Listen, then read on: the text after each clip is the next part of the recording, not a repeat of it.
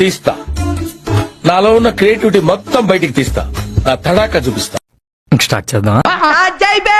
వస్తున్నాడు అబ్బాయి, వస్తున్నాడు. It's laughing time.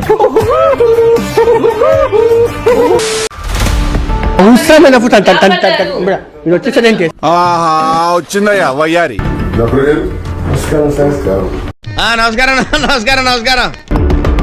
Rewind rewind చేయి. క్లోజ్ కళ్ళు.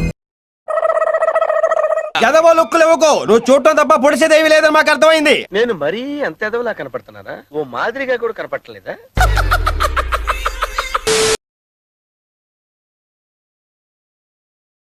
మీ ఇంటి సమస్య రోజు తెలుసుకోవాలని చెప్పి సరదా మనకి.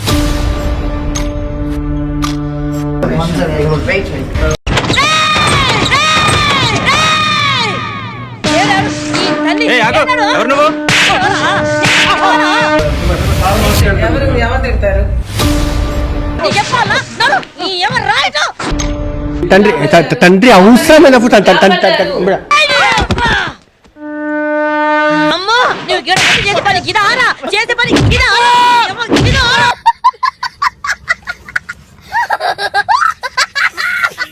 మీరేమైనా మా పిల్లలకి ఫీజులు కడుతున్నారా? మీరు కడుతున్నారా? మీరేమైనా కడుతున్నారా? మా పిల్లలకి మీరైనా పెంచుతున్నారా?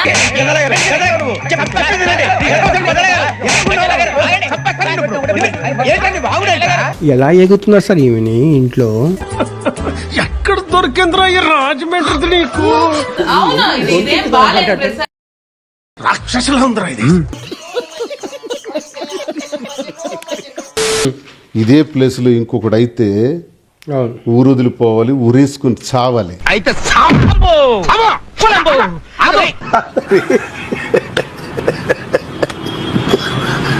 హలో శ్రీనివాస్ గారు నమస్తే అండి. నువ్వేనా పెద్ద కంచి కామకోటి పెట్టకపోతావు అనుకుంటున్నావేంట్రా? ఏదో ఇంట్రడక్షన్ లో నువ్వు అదే విన్నాను. ఏంటి సస్పెన్షన్ ఆర్డర్స్ వచ్చాయంట కదండి? నేను ఉండలేను.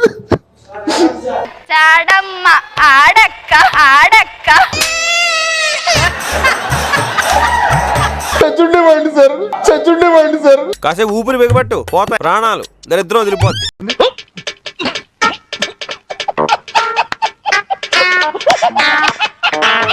సోషల్ మీడియాలో మొన్న మీరు ఏదో లోకేష్ ని పొగిడారని చెప్పింది కదా, అదో కారణం అని ప్రచారం జరుగుతా ఉంది.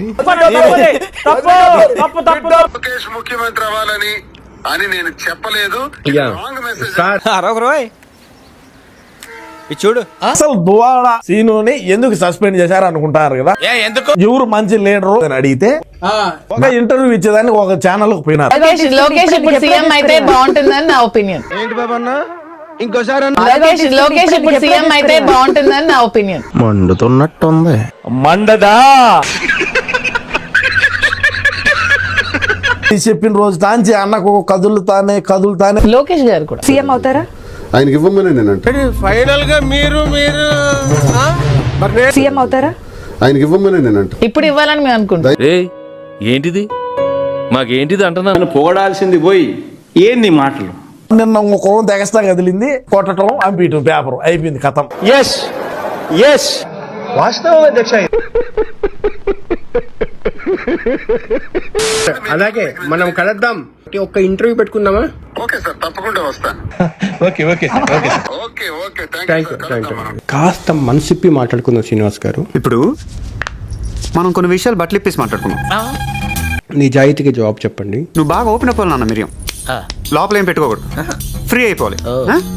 ఏమైంది? ఎందుకు మీకు పార్టీ నుంచి బయటకు తోసేశారు శ్రీనివాస్ గారు? నాకైతే తెలీదు. ఎందుకు సస్పెండ్ చేశారో కూడా నాకు తెలియదు.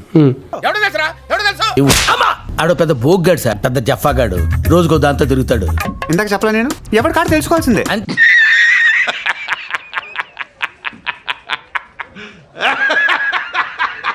22వ తారీఖున మీడియాలో వచ్చింది సస్పెండ్ చేశారని.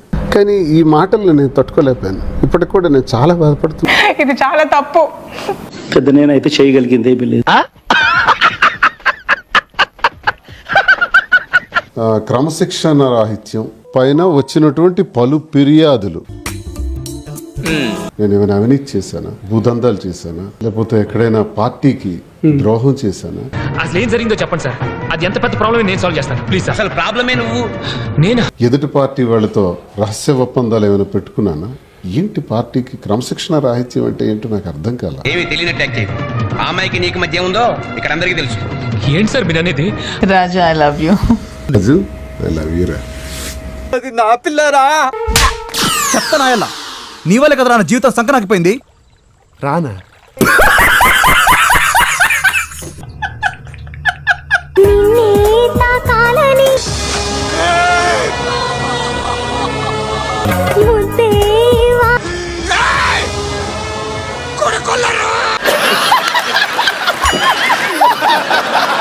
సడన్ గా ఈ సస్పెన్షన్ ఏంటి? ఈ రోజుకి నాకు $1000 వస్తున్నది. ఈ రోజు నుంచి సోషల్ మీడియా చూస్తే నాకు ఏడుపు వస్తుంది బాగా. ఆడపిల్లలే అది హక్కు, మాకు నచ్చినట్టుగా మేము ఉండడం మా హక్కు. ఈ చిన్న ప్రాబ్లమ్ ని సాల్వ్ చేయండి, మీకేం కావాలన్నా ఇస్తాను. ఊరుకోవే, ఊరుకో, నేను ఉన్నాను కదా, నేనేదో సాల్వ్ చేస్తాను.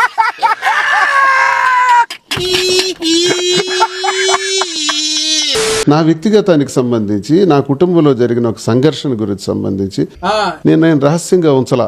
ప్రజలందరికీ వాస్తవాలు తెలియజేసి చేతులకి చెప్పులు వేసుకుని కాలి వేళ కుంగరాలు పెట్టుకున్నాడు మొహం నువ్వును. కోడల మధ్య ఉండే జీవితం నలుగురు మధ్య చర్చకు దారి తీసేలాగా చేశారు మీరు.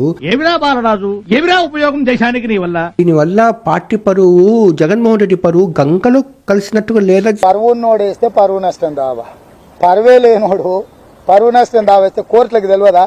ఈయన పరువు ఎంత? పెళ్లి కూడా చేసుకున్నారని వింటున్నా, నిజమేనా? అంటే అది మేము కలిసి ఉండటం అన్నది దాన్ని రకరకాలుగా మీరు మాట్లాడుకోవచ్చు. మానసికంగా అయితే మేము కలిసే ఉన్నాం. ఇద్దరు సంబంధం ఏంటి? సహజీవనం ఎలా అవుతుందండి? అడల్టరీ అనుకోవచ్చు కదా. అంటే అక్రమ సంబంధం. ఏం ఫీల్ ఉండదు మామయ్య. మాధురి నా జీవితంలోకి వచ్చిన తర్వాత నా జీవితం మారిపోయింది అని. ఏం మారిపోయింది శ్రీనివాస్ గారు? దువ్వాడ శ్రీనివాసును పార్టీ నుండి సస్పెండ్ చేస్తున్నట్టుగా నిర్ణయం తీసుకుంది. జగన్మోహన్ రెడ్డి లేకపోతే నేను ఉండలేను.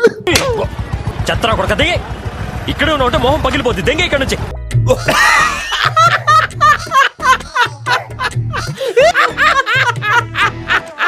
నీ సాక్షిగా పెళ్లాడిన భార్య మీతో లేదు, మీ కన్న కూతురు మీతో చీకొడుతుంది. ఒక్కొక్కసారి తలుచుకుంటూ చచ్చిపోవాలనిపిస్తుంది సార్. ఈ బతుకు బతకాలి ఎందుకు దేవుడా? ఈ రోజు పార్టీ కూడా మిమ్మల్ని వదిలేసింది.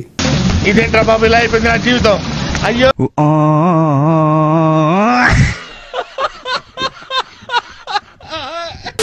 ఇవన్నీ కోల్పోయిన లెక్కల కింద రాధా శ్రీనివాస్ గారు? నేను కోల్పోలా, వాణియే నన్ను పోగొట్టుకుంది. ఉందా నీకు? నాకు లేదు. అదే మరి ఉందా అంటున్నా. నాకు లేదు.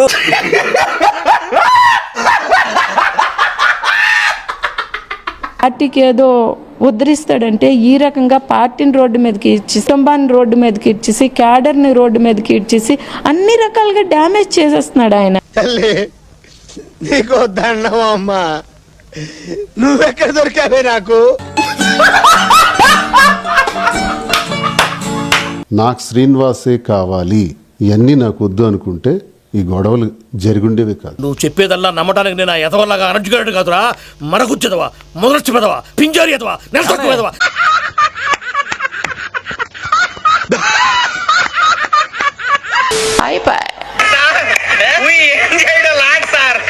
ఈ కార్యక్రమం ఇంతటితో సమాప్తం. రేపు ఇదే అలవాసులపై మళ్ళీ కలుసుకుందాం. అంతవరకు సెలవా మరి. నా ఛానల్ పేరు గుర్తుందిగా, ప్లీజ్ లైక్, షేర్.